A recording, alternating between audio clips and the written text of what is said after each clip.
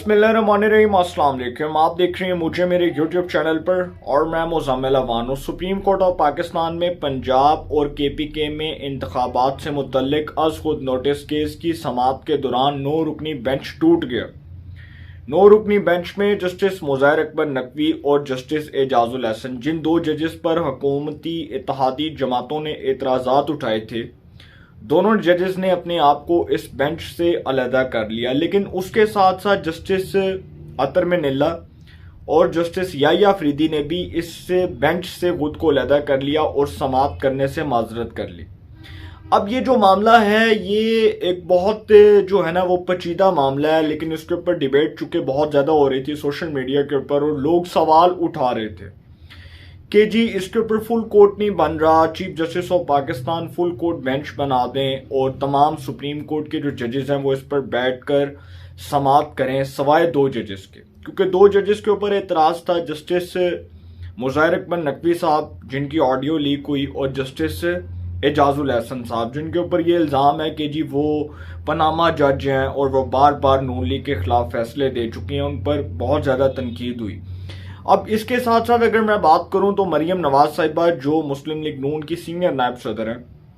वो तो अदलिया के रवैये को तनकीद की जद में ला रही हैं, लेकिन इसके साथ साथ बिलावल भुट्टो जरदारी जो पीपल्स पार्टी के चेयरमैन हैं, वज़ीर ख़ारजा हैं, उन्होंने भी अदलिया के रवैये के ऊपर बहुत तशवीश का इजहार करते हुए फरमाया कि मौजूदा हालात में अदलिया का दिफा करना बहुत मुश्किल है। और उन्होंने वो मिसालें दी कि किस तरह से इमरान खान साहब के लिए अदालतें लगती हैं, किस तरह से उनको इंसाफ मिलता है, किस तरह से उनके लिए जो है वो दरख्वास्त मंजूर होती है और दरख्वास्त मंजूर होने के बाद अगले ही दिन उनके हक में फ़ैसला आ जाता है और किस तरह से उनके हक में फ़ैसले हो रहे हैं। और ये सारी चीज़ें जो आपको मैंने इंटरव्यूज़ भी किए और बहुत से लोगों से मैंने उनका मौक़िफ़ जानने की कोशिश की। लेकिन मैं आपको एक बात बताता चलूँ कि जब मैंने अली अफजल शाही साहब के भाई जुनेद शाही साहब से पूछा था कि ये दामाद कोर्ट है क्या, हमें भी समझा दें, हमें भी समझ आ जाएगी, अभी तक हमें समझ नहीं आई ये फिलॉसफी, तो उन्होंने इस बात का जवाब जो है ना वो बड़ा गोल मोल करके दिया, लेकिन वो असल बात नहीं कर सके। जो मैंने सवाल पूछा था उसका असल जवाब नहीं दे सके। अब आते हैं जी कम टू द पॉइंट, ये सारा मामला कंट्रोवर्सी की जद में क्यों आ रहा है। और चीफ जस्टिस साहब ने अब जो 5 रुकनी बेंच बना दी है, जो जस्टिस उमर अता बंदयाल साहब ने अपनी सरबराही में जो 5 रुकनी बेंच बनाया, जो भी इस केस की समाअत करेगा, और चीफ जस्टिस साहब फरमा रहे हैं कि जी हमने फैसला दे देना है, हमने कल तक फैसला जारी कर देना है, हमने किसी का इंतजार नहीं करना, हमने सुनना है, फरीकैन को सुनना है और उसके बाद हमने फैसला जारी कर देना है। जस्टिस उमर अता बंदयाल साहब, chief justice of Pakistan, justice Jamal Khan Mandokhel, justice Muhammad Ali Mazhar, उसके बाद जी और जस्टिस मंसूर अली शाह और जस्टिस एक और जज हैं उनका मैं नाम भूल गया हूँ, जस्टिस मुनीब अख्तर। अब ये जो 5 रुकनी बेंच है, justice Munib Akhtar, justice chief justice of Pakistan, justice Umar Ata Bandial, justice Muhammad Ali Mazhar, justice Mansoor Ali Shah, justice Jamal Khan Mandokhel, ये 5 जजेस जो हैं अब इस केस की समाअत कर रही हैं। इसके ऊपर फैसला क्या आता है इसके ऊपर कुछ नहीं कहा जा सकता, लेकिन सर अगर ये फैसला हुकूमत के खिलाफ आ जाता है और डेफिनेटली अदालत कह देती है कि जी 90 दिन के अंदर इंतखाबात करवा दिए जाएं, और पीछे जो रिमेनिंग डेज हैं, अगर आप 15 जनवरी से ऑनवर्ड अगर आप देखें तो उस दिन से लेके अब तक कितने दिन जो है वो ज़ाया हो चुके हैं और उसके बाद कितने डेज जो है वो रिमेनिंग है, तो क्या उन रिमेनिंग डेज के अंदर इंतखाबात जो हैं उसका इनेकाद मुमकिन है, ये एक सवाल है। और चीफ जस्टिस साहब फरमा रहे थे कि जी मुल्क में दहशतगर्दी भी हो जाए ना तो इंतखाबात मुलतवी नहीं होते। और जस्टिस मुनीब अख्तर साहब फरमा रहे थे कि गवर्नर साहब जो है ना उनको उनसे सदर मुमलिकत को पूछने की ज़रूरत नहीं, सदर जो है वो एडवाइस दे सकते हैं। तो सर मैं तो ये बात करता हूँ कि ठीक है इंतखाबात हों, लेकिन सवाल तो ये बनता है कि क्या एक ऐसे वक्त में जब मुल्क एक शदीद इकनॉमिक क्राइसिस का शिकार है, एक पॉलिटिकल क्राइसिस का शिकार है, और पाकिस्तान जो है वो एक शदीद मुआशी और सियासी बहरान का शिकार है, तो क्या ऐसे वक्त में इंतखाबात होने चाहिए? मैं नहीं समझता नहीं होने चाहिए। उसकी वजह यह है कि जब असम्बलियाँ तोड़ी गई तो उन लोगों से भी पूछा जाए कि क्या भाई असम्बलियाँ तुम लोगों के बाप की जागीर थी जो तुम लोगों ने असम्बलियाँ तोड़ी, और ये कॉन्स्टिट्यूशन ने ये राइट किसको दिया है कि जिसका दिल करे वो आके असेंबली तोड़ दे? असेंबली अरकान पार्लियामेंट को, अरकान असेंबली को 5 साल के लिए मुंतखब करती है, 5 ईयर टर्म के लिए इलेक्ट करती है। लेकिन इसका मतलब कि जी कल को कोई भी आ जाए इक़्तिदार में और आगे के जी मेरी असेंबली मेरी मर्जी और मेरा दिल किया तो मैंने तोड़ दिया। अच्छा सर, वो तोड़ दी असेंबली, लेकिन उस असेंबली को तोड़ने के नुकसानात आपके सामने हैं कि आपके पास पैसे नहीं है, आपके पास वसाइल नहीं है, आपके पास अहलकार नहीं है, आपके पास रेंजर्स नहीं है, आपकी वजारत खजाना इनकार कर चुकी है, आपकी अदालतें जो हैं वो अदालती अहलकार देने से माजरत कर चुकी हैं,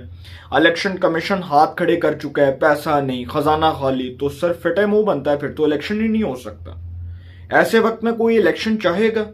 जब मुल्क एक शदीद पॉलिटिकल और इकनॉमिक क्राइसिस का शिकार है और हमारे पास तो पैसा ही नहीं है इलेक्शंस के लिए। और फिर जी ये जो चीफ जस्टिस साहब ने, honourable chief justice of Pakistan justice Umar Ata Bandial साहब ने ये कहा कि जी जो 2 जजेस हैं उन्होंने अपने आप को बेंच से अलहदा कर लिया क्योंकि दोनों जजेस पर एतराज़ था। तो सर फिर सवाल तो ये बनता है कि जब 2 जजेस एतराज़ के बाद अपने आप को इस बेंच से अलहदा कर चुकी हैं तो बेहतर नहीं था कि फुल कोर्ट बना दिया जाता? और फिर वो कुछ जो हमारे कानूनी माहिरीन हैं, जो हमारे लॉ के लीगल एक्सपर्ट्स हैं, जो ये बात कर रहे हैं कि पाकिस्तान की तारीख में चूँकि 25 साल से जी कोई इस तरह का मामला अदालतों में कभी हमारे सामने नहीं आया कि जी अदालतें फुल कोर्ट बनाएं और अदालतें इस तरह से जो है वो तमाम के तमाम जजेस बैठकर इसका फैसला करें। तो मैं तो सर कहता हूं कि वो तमाम फैसले जो हमारे सिविलियंस के खिलाफ हुए उसको दोबारा से रिव्यू करने की ज़रूरत है। अगर आज ये मामला उठ रहा है तो इसका मतलब कि मैं तो तब भी कहता था कि आर्टिकल 63A जो सुप्रीम कोर्ट फैसला दे चुकी है उसके ऊपर भी सुप्रीम कोर्ट का फुल कोर्ट बेंच बैठना चाहिए था। तब भी बार काउंसिल ने मुतालबा किया, तब भी तमाम बार्स ने मुतालबा किया,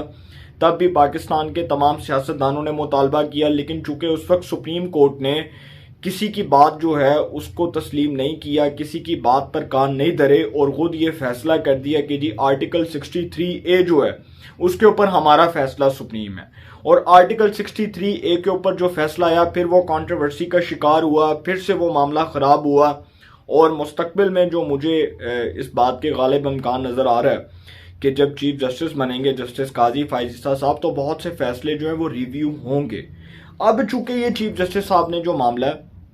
ये 5 रुकनी बेंच के पास कर दिया और 5 रुकनी बेंच उसका फैसला करेगा। लेकिन सर सवाल तो ये बनता है कि क्या वो जो 5 जजेस हैं क्या सुप्रीम कोर्ट में बैठकर वही मुल्क के मुस्तकबिल का फैसला करेंगे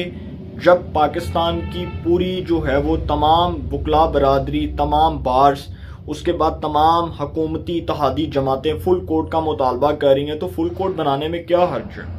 अली जफर साहब जो बैरिस्टर अली जफर साहब हैं जो वकील हैं तहरीक इंसाफ के, वो तो कहते हैं हमें तो किसी जज पे एतराज़ नहीं। तो सर फिर किसी जज पे एतराज़ नहीं तो फिर चीफ जस्टिस बना दें फुल कोर्ट और बैठा दें तमाम जजेस को। ये किसी की अना और किसी की ज़िद का मसला है ना, तो सर उसको अपनी अना और अपनी ज़िद ख़त्म कर देनी चाहिए। अदलिया आइन और कानून के मुताबिक चलेगी और अदलिया को आइन और कानून के मुताबिक चलना पड़ेगा। पार्लियामेंट आइन और कानून के मुताबिक चलेगी, पार्लियामेंट को आइन और कानून के मुताबिक चलना पड़ेगा। तमाम इदारों को अपनी हदूद में रहकर काम करना पड़ेगा। और बिलावल साहब जो फरमा रहे थे कि सुप्रीम कोर्ट जो है उसने जी नैब कानून में तरमीम के हवाले से जो अब एक वो मैं इस पर बात नहीं कर रहा, इसलिए बिलावल साहब ने कहा चूँकि वो एक सिविलियन है, एक सियासतदान है, तो एक पॉलिटिशियन के हैसियत से जो वो बात कर रहे हैं तो वो फरमा रहे हैं कि जी सुप्रीम कोर्ट जो है वो अब नैब तरमीम केस में कूद पड़ी है और उसके ऊपर फैसला दे रही है। तो सर मैं कहता हूँ कि जो सियासतदानों के काम है वो सियासतदानों को करने दें। पार्लियामेंट की भी कोई इज्जत है ना। पार्लियामेंट को हमने किस लिए बनाया? कानून साजी के लिए बनाया। पार्लियामेंट को हमने किस लिए बनाया? कि अमेंडमेंट्स कर सकें, तरामीम कर सकें, पार्लियामेंट में लेजिस्ट्रेशन कर सकें, कानून साजी कर सकें। तो जो लेजिस्ट्रेशन करनी है, जो कानून साजी करनी है, इसका मतलब कि अगर हम पार्लियामेंट की ही बेतौकीरी करेंगे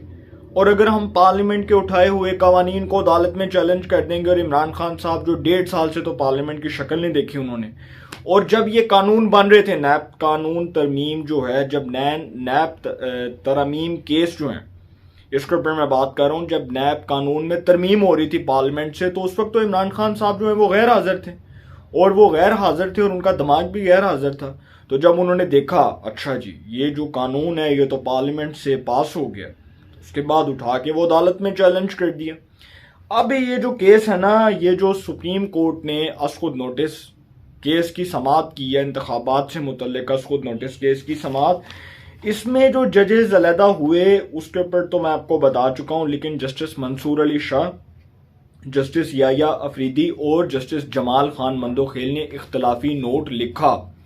अब वो जो इख्तलाफी नोट है ना, वो इख्तलाफी नोट के ऊपर कोई बात करे या ना करे, लेकिन वो इख्तलाफी नोट अहमियत इख्तियार कर चुका है। और जस्टिस जमाल खान मंदोखेल का जो इख्तलाफी नोट है वो आप सबके सामने है कि गुलाम महमूद डोगर तबादला केस, CCPO लाहौर गुलाम महमूद डोगर तबादला केस में जस्टिस मुज़ाहिर अकबर नकवी और justice Ejazul Hasan election commission को फरीक बना रहे हैं, जो उस केस में फरीक ही नहीं है। और वो कहते हैं कि जो चीफ जस्टिस ऑफ पाकिस्तान है उनको ये मामला खुद रेफर किया गया जस्टिस मुज़ाहिर अकबर नकवी और जस्टिस एजाजुल हसन साहब की जानिब से, और कहा गया कि जी आप असखुद नोटिस लें, जबकि असखुद नोटिस लेने का इख्तियार नहीं था और ये केस असखुद नोटिस का बनता ही नहीं था। अब जो जस्टिस अतर मिनल्ला साहब हैं उन्होंने बहुत रिस्पेक्ट और बड़े एहतराम के जो है वो अल्फाज इस्तेमाल करते हुए ये फरमा रहा हूँ कि जस्टिस अतर मिनल्ला साहब ने chief justice of Pakistan justice Umar Ata Bandial साहब के ऊपर अदम एतमाद कर दिया। और वो अदम एतमाद उन्होंने कैसे किया है कि उन्होंने कहा है कि chief justice of Pakistan justice Umar Ata Bandial के अस खुद नोटिस की आईनी तशरीह ज़रूरी है।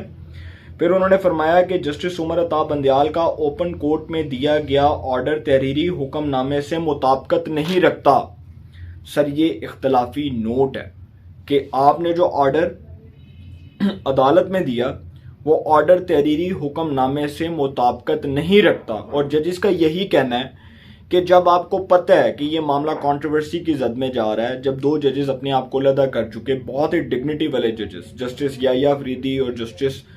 अतर मिनल्ला, जस्टिस अतर मिनल्ला साहब जिनका लॉयर्स मूवमेंट में एक बड़ा रोल रहा, अदलिया बहाली तहरीक में बड़ा किरदार रहा,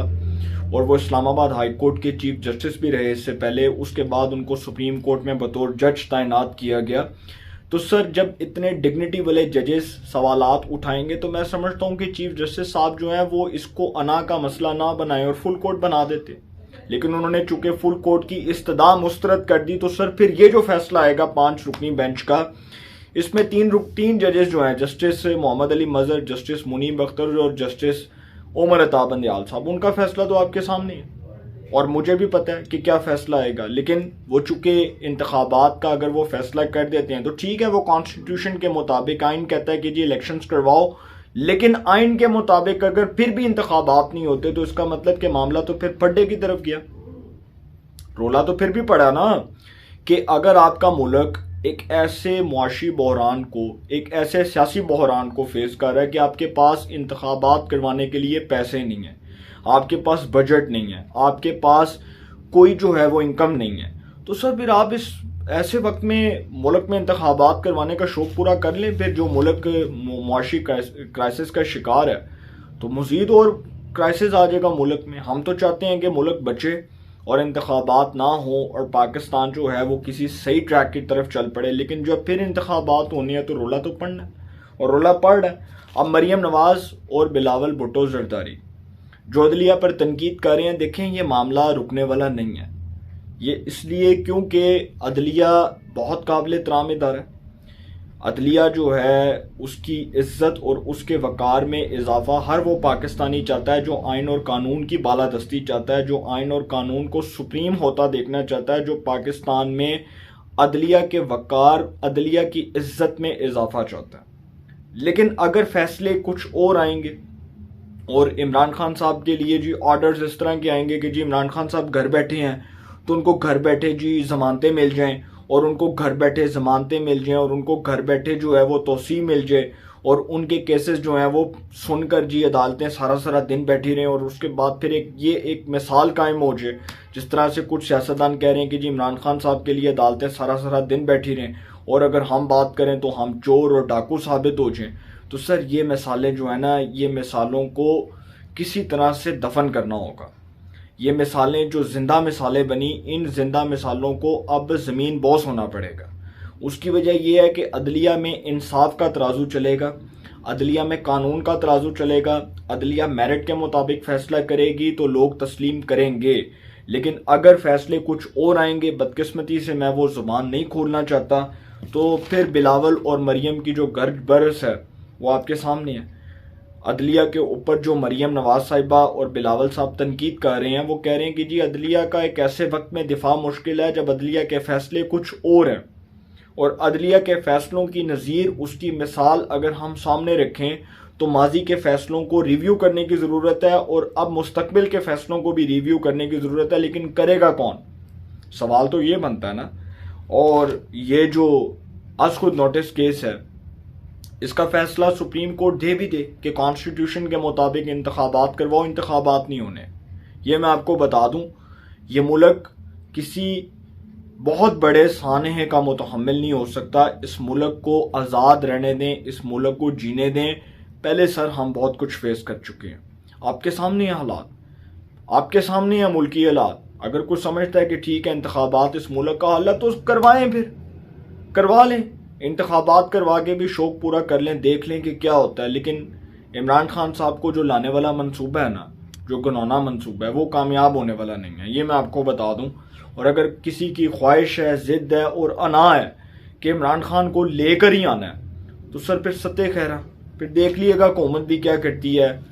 जस्टिस मुज़ाहिर अकबर नकवी साहब के खिलाफ रेफरेंस चला गया सुप्रीम जुडिशल काउंसिल में, हालात ख़राब हो रहे हैं और मुझे हालात जो है वो अब्दुल हमीद डोगर कोर्ट की तरह के नज़र आ रहे हैं। अल्लाह ना करे कि पाकिस्तान जो है, पाकिस्तान की अदालतें किसी ऐसे साने की मुतहम्मिल हो जाएं कि वो साना, वो जो साने है, वो जो इंसिडेंट है वो हम फेस ना कर सकें। तो अपनी राय का कमेंट्स में ज़रूर इज़हार कीजिएगा। इंशाल्लाह एक नए सेगमेंट के साथ फिर मुलाकात होगी। अपना बहुत ख्याल रखिएगा। अल्लाह निगहबान।